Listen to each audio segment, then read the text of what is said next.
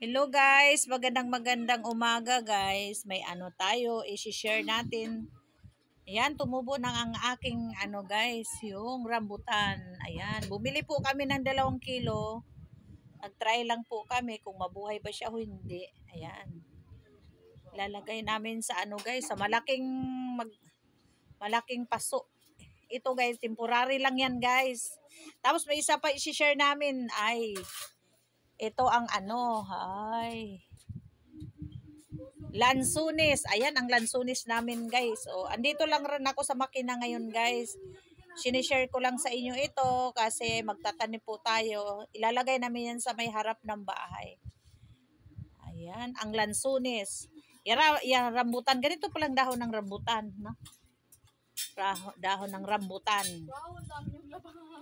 Yan, marami daw labahan guys. Ayan guys, yung yung lansunis. Ilang puno yan guys. Tinakpan ko muna yan ng plastic. Ayan, andito lang ako sa makina. Ayan. Sinare ko lang sa inyo. Ayan.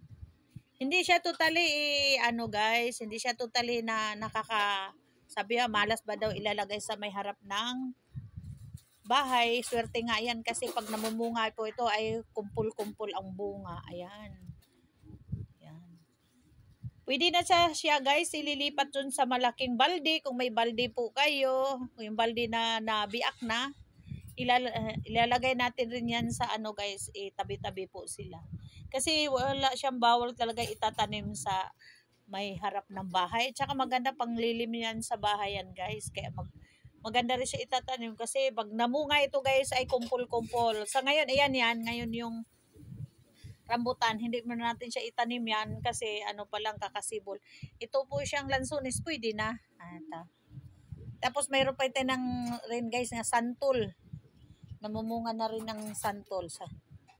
Ang guys, kukunin ko pa yung isa para makita po ninyo. Binili lang namin yan talaga guys. Yan, yan. Yan.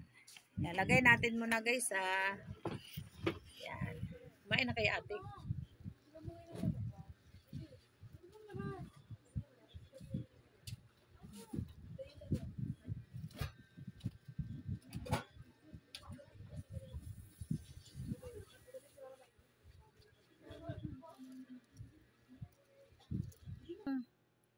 Yung lansunis guys, ayan oh.